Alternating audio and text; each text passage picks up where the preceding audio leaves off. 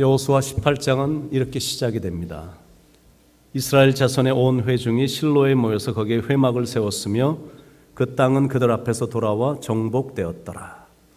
이스라엘 백성들이 그동안은 길갈이라는 곳에서 모였는데 이제는 실로라는 곳에 모여서 회막을 세웠다라는 것.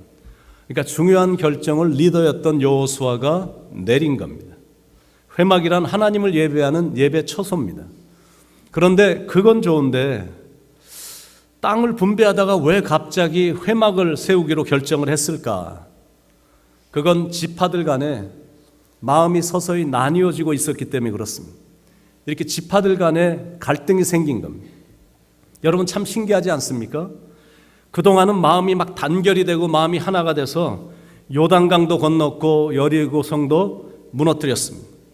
얼마나 마음이 한결같이 이렇게 잘 됐는지, 단결이 잘 됐는지 이제는 가나안에서는 당할 자가 없었습니다. 그런데 이제 지파별로 땅을 분배하다 보니까 마음이 계속 나누어지는 겁니다. 가나안에 들어오기 전에는 갓, 르우벤, 므낫세 반 지파가 이미 땅 분배를 모세로부터 받았습니다. 가나안에 들어와서는 가장 큰 유다 지파가 참 큰 땅을 여호수아로부터 받았습니다. 거기엔 예루살렘도 있고 헤브론도 있고 베들레헴도 있는 땅입니다. 그 다음으로 요셉 지파인 므낫세와 에브라임 지파가 워낙 용맹스러웠고 숫자도 워낙 많았기 때문에 큰 땅을 기업으로 받았습니다.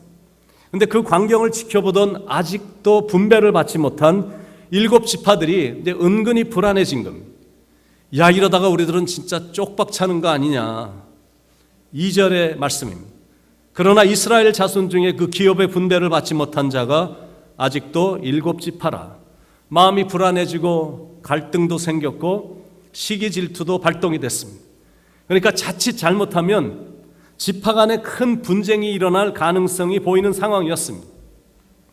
요즘도 툭하면 자기 마음에 안 든다고 막 항의하고 데모하잖아요. 조국 때문에 촛불 집회와 태극기 집회가 또 맞붙었습니다.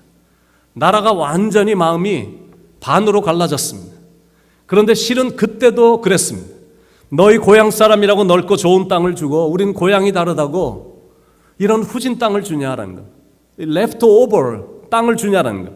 우리는 가만히 있다고 쓸모없는 땅만 주려는 거 아니냐 막 대들고 나오는 것.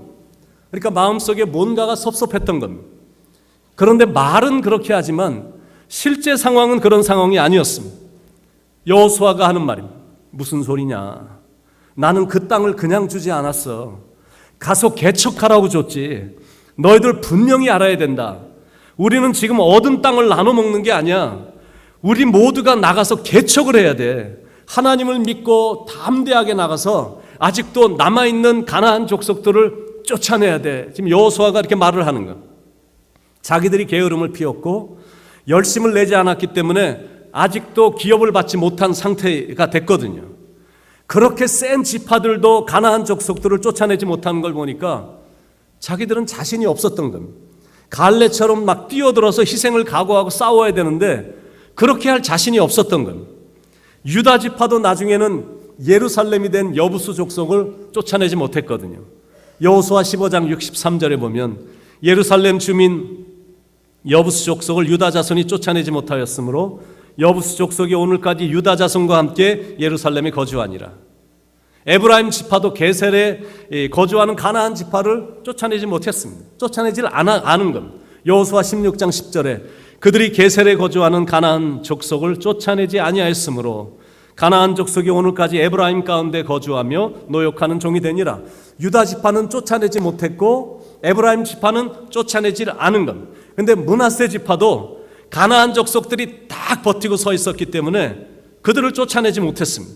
여호수아 17장 12절 13절에 그러나 므낫세 자손이 그 성읍들의 주민을 쫓아내지 못하며 가나안 족속이 결심하고 그 땅에 거주하였더니 이스라엘 자손이 강성한 후에야 가나안 족속에게 노역을 시켰고 다 쫓아내지 아니하였더라. 여러분, 그 일이 결코 쉬운 일이 아닌데 그런 걸 알기 때문에 7지파들이 눈치를 싹 보면서 지금 지체하고 있었던 겁니다. 3절에 여호수아가 이스라엘 자손에게 이르되 너희가 너희 조상의 하나님 여호와께서 너에게 주신 땅을 점령하러 가기를 어느 때까지 지체하겠느냐. 자기들은 희생하기 싫으니까 누가 정리를 다 잘 해준 다음에 들어가기를 은근히 바라면서 게으름을 피우며 지체를 했던 겁니다. 그러니까 여러분들이 느껴지는 게 있으시죠? 안주하는 삶, 편안함을 추구하는 삶, 열정과 열심이 없는 삶은 이거는 믿는 사람들에게는 금물이다라는 거예요. 그런 삶은 자기의 삶을 뒤로 물러가게 하고 침체에 빠지게 하고 죄짓게 하고 영적으로 죽게 만듭니다. 그래서 성경은 우리에게 말씀하기를 깨어 경성하는 삶을 살으라라고 말을 하는 것입니다. 그런 자세를 갖춰야 정복자가 되고 승리자가 되는 겁니다. 그동안 분위기가 정말 좋았었는데 땅 분배로 인해서 이스라엘 백성들의 분위기가 아주 썰렁해진 겁니다. 이럴 때 리더가 수습을 잘못하면 공동체는 계속 꾸러텅꾸러텅 하다가 어느 순간 되면 산산조각이 나거든요. 분위기가 썩 좋지 않았던 때였는데 그때 이스라엘 백성들을 인도해 갔던 리더였던 여호수아가 했던 행동입니다. 첫 번째 행동입니다. 타임아웃. 작전 타임을 선언한 것. 백성들이 하도 불평하고 이유 없이 항거를 하니까 항거하면서 막 대드니까 리더로서 이렇게 분위기를 쫙 파악을 하고 이 분위기를 좀 바꿀 필요성을 느낀 겁니다. 그래서 all stop, 모든 걸 다 중단하고 우리 하나님께 예배하자 선언을 하는 겁니다. 기업 분배도 중요하지만 더 중요한 건 백성들의 마음이 하나가 되는 거니까 다른 성취도 중요하지만 하나님을 예배하는 예배자가 되는 게 더 중요하니까 민족 대각성 운동을 선언한 겁니다. 자, 우리 특별 새벽 기도를 시작하자. 우리 다 함께 모여 하나님을 예배하자. 예배를 통해서 백성들의 마음을 하나로 만들려고 회막을 세우게 한 겁니다. 영적인 새바람의 분위기를 바꿀 필요성을 느꼈기 때문에 회막을 세우게 한 겁니다.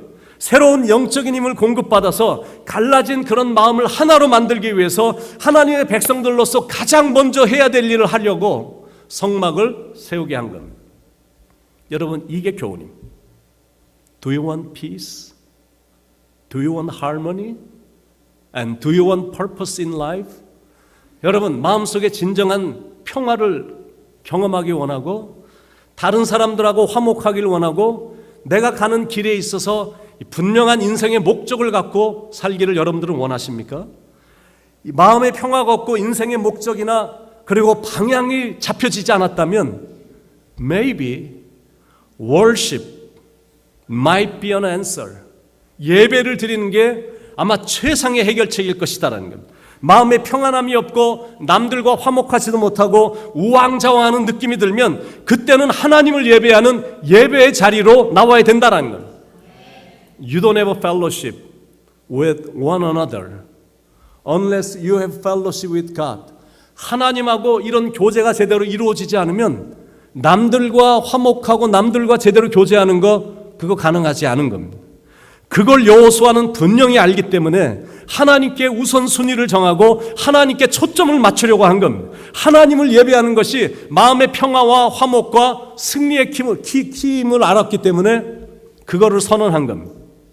마태복음 4장 9절 10절에 보면 이 사탄 마귀가 40일을 금식하며 하나님과 이렇게 귀한 시간을 가졌던 예수님을 공격하러 온 겁니다. 막 이것저것 막 유혹하고 공격하고 하는데 막판에는 아주 이런 걸 갖고 와서 까부는 겁니다.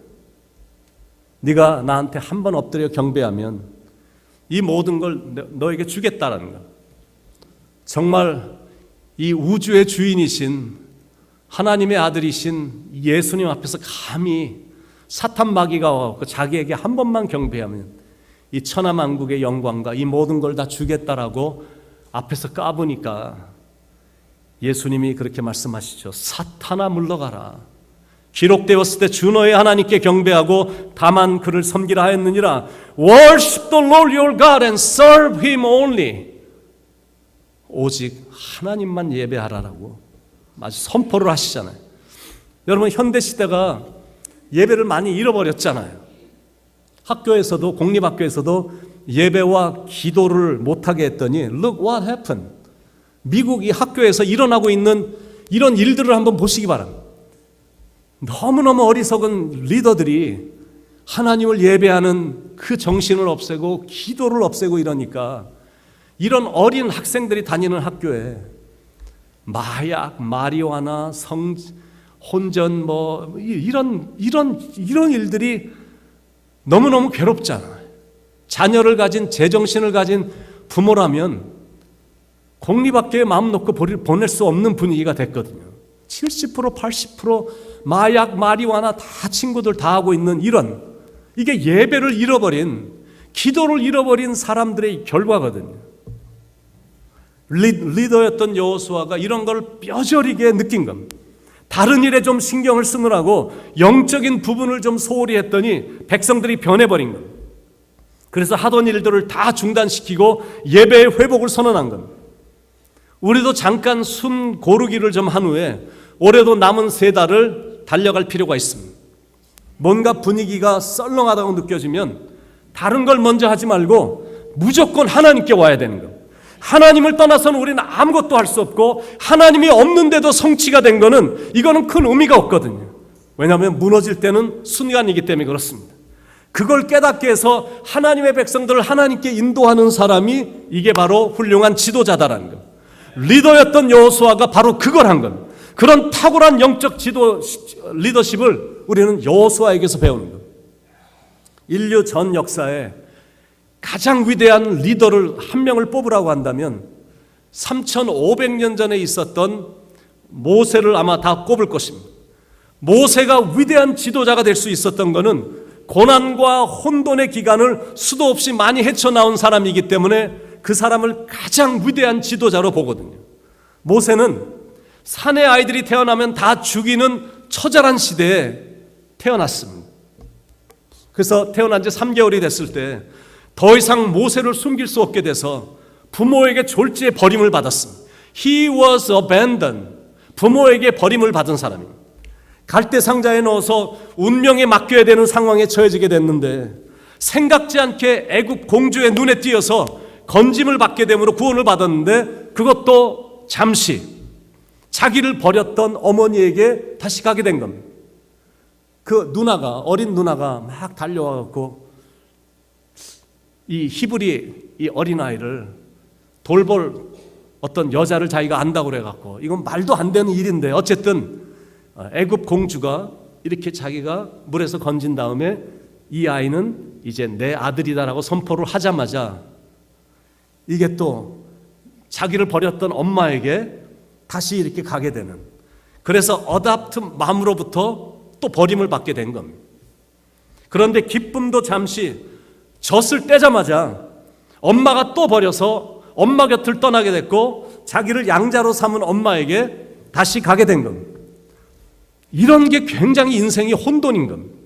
3살이 될 때까지는 히브리 교육인 하나님 중심의 교육을 받았고 3살 이후부터는 하나님이 없는 세상 교육을 받은 겁니다. 완전히 혼돈의 인생, 완전히 버려진 인생, complete confusion and abandonment. 그러니까 막 너무나 버림을 자꾸 여기 갔다가 버림받고 저기 갔다가 버림받고 그러니까 막 혼돈이 되는 거예요. 그래도 그냥 마음을 붙이고 살려고 했는데 마음의 혼돈이 떠나질 않는 거예요. 누구의 가르침이 진짜일까? 나는 누구의 아들인가? 대체 나는 누구인가? 그러다가 이런 혼돈의 과정을 지나다가 나중에 이제 건장한 청년이 돼서 시차를 나갔다가 이스라엘 사람하고 애굽 사람이 싸우는 걸 보고는 가서 말리러 갔다가 애굽 사람이 하도 난폭하게 구니까 말리다가 한 대를 쳤는데 그 사람이 그만 그 자리에서 죽어버린 겁니다. 자기를 낳아준 어머니 요게벳의 가르침을 받아서 그런지 이스라엘 백성들에 대한 특별한 사랑이 모세에게 있었던 것 같습니다. 그런데 그 다음날, 왜냐하면 본 사람은 한 명밖에 없다고 생각을 했으니까 그래서 모래 속에다 대충 감추고 그리고 그 다음날 또 시차를 나갔는데 이번에 나가보니까 이번에는 막 이스라엘 백성들끼리 싸우는 겁니다.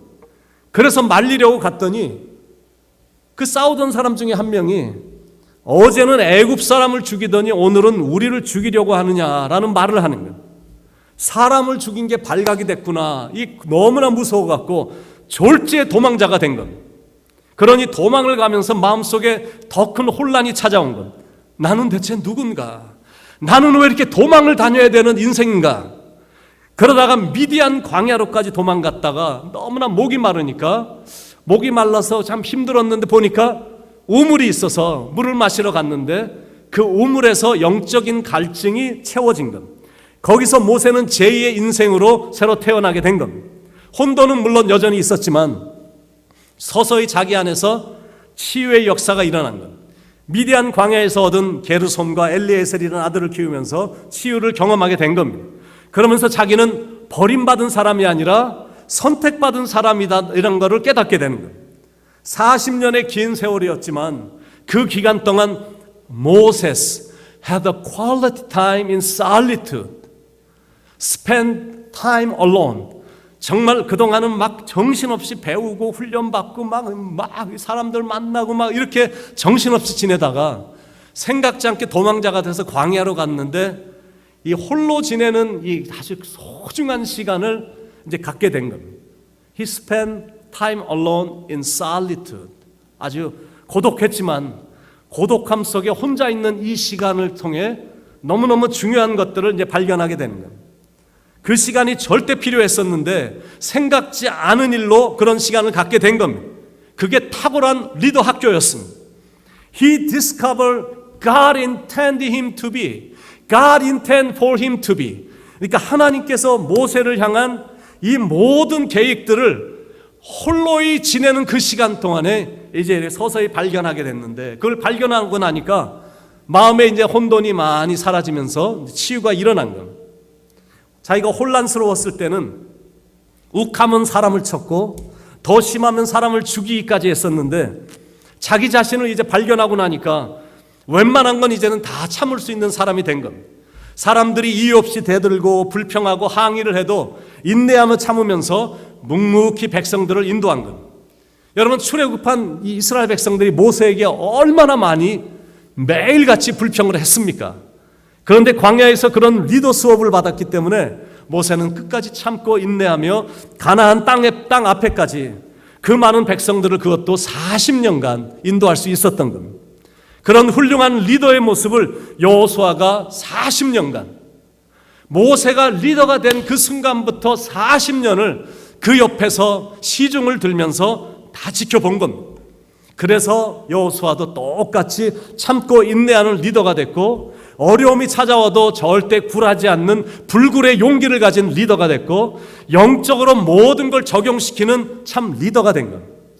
여호수아는 어떻게 그런 썰렁한 분위기를 반전을 시킬 수 있었을까?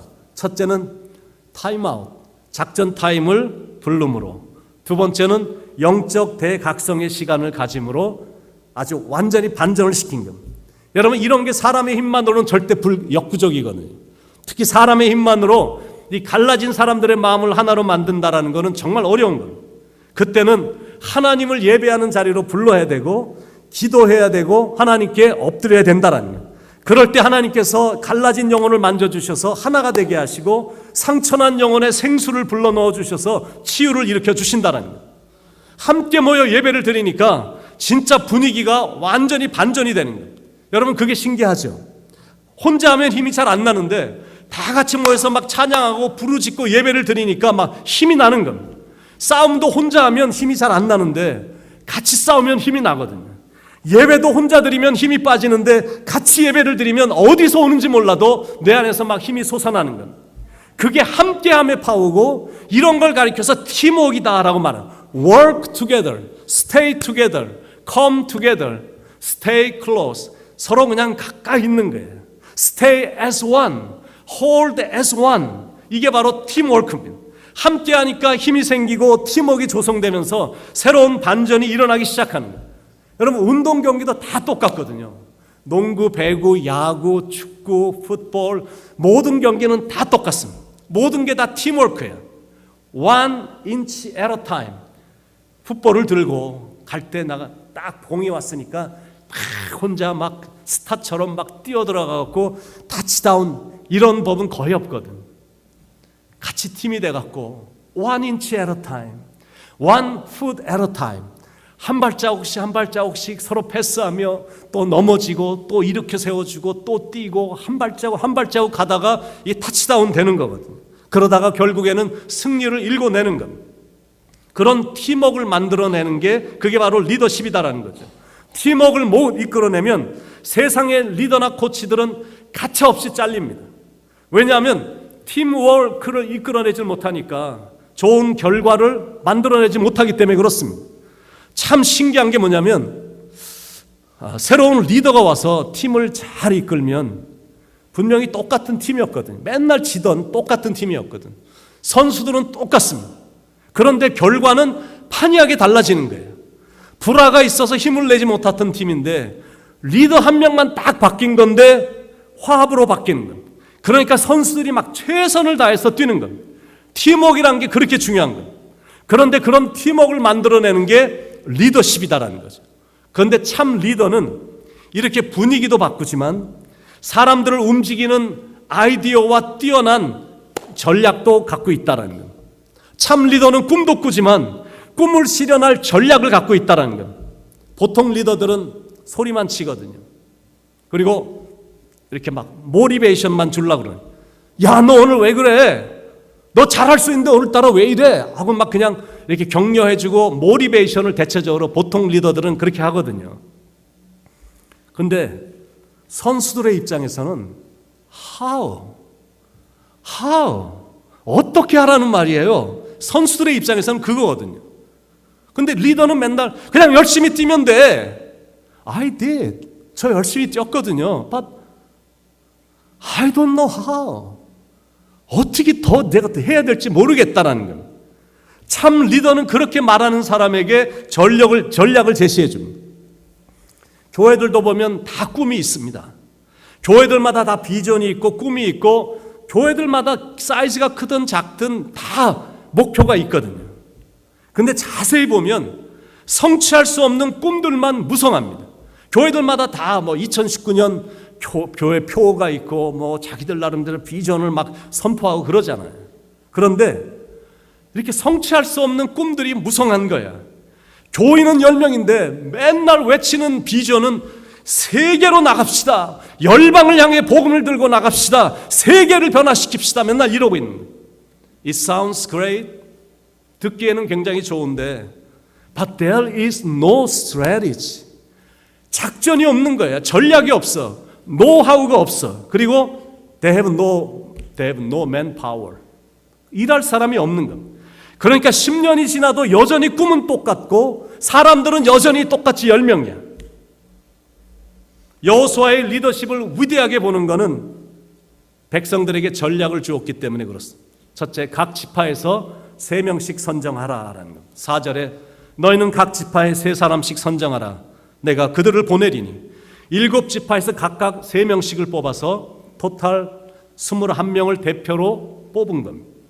두 번째 전략은 미분할지의 땅을 두루다니며 그 땅의 지도를 작성하라라는 4절 후반부에 그들은 일어나서 그 땅에 두루다니며 그들의 기업에 따라 그 땅을 그려가지고 내게로 돌아올 것이라. 21명의 대표들로 하여금 아직 분배되지 않은 가나안 땅을 두루다니면서 자세히 정탐하게 하면서 이 가나안 땅에 대한 큰 그림을 보게 한 겁니다. 그 땅엔 몇 개의 산맥이 있고 그 땅에는 몇 개의 성읍이 있고 또 강이 흐르고 있는지 그리고 바다하고 거리가 어느 정도 떨어져 있는지 이제 이런 그림들을 같이 다니면서 이제 보게 하는 겁니다. 참 신기한 게 뭐냐면 같이 다니면서 보게 하고 직접 몸으로 뛰고 밤에는 같이 모여서 같이 자고 아침에 일어나면 또 자기들이 본 걸 가지고 같이 모여서 그림으로 그리니까 막 21명의 마음이 막 심장이 막 뛰는 거예요. 그리고 막 사명감이 불타오르는 겁니다. 이런 게 바로 리더십이다라는 것. 큰 그림을 보게 해주는 것, 사명자로서 그 일을 감당케 하는 것, 그 일을 하면서 자부심을 느끼게 해주는 것, 그걸 그려서 나에게 갖고 오라라는 것. 내게로 가져오라. 6절에 그 땅을 7 부분으로 그려서 이곳 내게로 가져오라. 같이 그림을 그리면서 자기들이 다 결정을 해버린 겁니다. 야, 우리 같이 다녀봐. 그 땅 있잖아. 야, 니네 지파가 그 땅 들어가야 돼. 니네는 농업하는 지파잖아. 땅이 얼마나 기름지더냐. 그 땅은 니네들이 들어가야 돼. 그리고 저 땅은 너희들은 육축을 하는 그런 지파잖아. 너희들은 이 땅이 진짜 잘 맞아. 우리 눈으로 봤잖아. 서로 지금 막 얘기를 서로 나누는 거. 그리고 너희는 막 이렇게 사고 파는 거 좋아하니까 바닷가 근처에 땅을 얻으면 무역을 하면서 나라를 부강하게 세울 수 있을 거야. 너희는 반드시 그 땅을 차지해야 돼. 뭐 이런 생각을 갖고 지도를 7개를 딱 그리니까 7지파에게 딱 맞는 땅들의 지도가 만들어진 것. 그걸 여호수아에게 갖다 준 것. 그리고 나서 여호수아는 하나님 앞에서 제비를 뽑는 것. 4번째, 제비를 뽑으리라. 6절 후반부. 그러면 내가 여기서 너희를 위하여 우리 하나님 여호와 앞에서 제비를 뽑으리라. 여러분, 제비 뽑는 건 재미로 하는 거 아니거든요. 하나님의 역사하심을 믿는 믿음으로 제비를 뽑는 겁니다. 사람들이 계획을 아무리 하고 사람들이 아무리 결정을 해도 최종 결정은 하나님께서 하셔야 됨을 인정하며 하나님의 결정을 우선시하면서 믿음으로 제비를 뽑는 겁니다. 하나님의 응답이 최선의 결정이라는 믿음으로 제비 뽑기에 임한 겁니다. 10절에 여호수아가 그들을 위하여 실로의 여호와 앞에서 제비를 뽑고 그가 거기서 이스라엘 자손의 분파대로 그 땅을 분배하였더라. 바로 이겁니다. 좋은 리더로부터 막 인도함을 받으니까 이 막 백성들의 눈빛이 달라지는 거예요. 그리고 막 손에 힘이 들어가고 다리의 움직임이 달라지는 거예요. 전반전에는 막 사기가 완전히 떨어져 갖고 5대0으로 지고 있었는데 코치가 타임아웃, 해프타임. 그래서 15분 동안 이 선수들을 모아놓고 전략을 주는 거예요. 내가 전반전을 봤더니 후반전은 이렇게 해야 된다.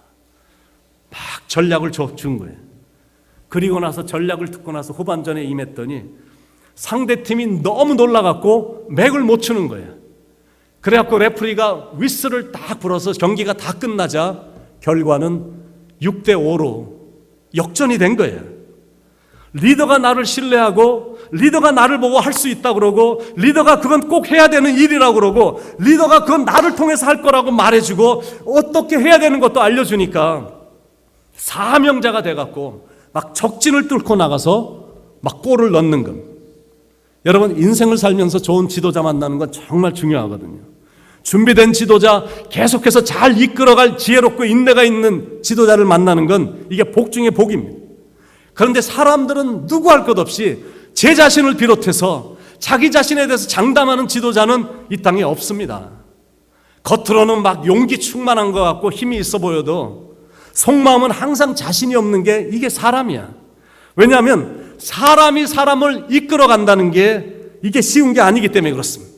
왜냐하면 조금만 제대로 못해도 사람들의 눈빛이 달라지고 반응이 달라지거든. 결과만 조금 떨어져도 자기들끼리 뭐 수근수근대고 불평하거든요.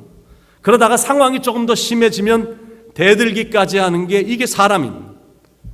그럴 때마다 리더의 자리에 서 있는 리더는 항상 그런 마음이 드는 겁니다.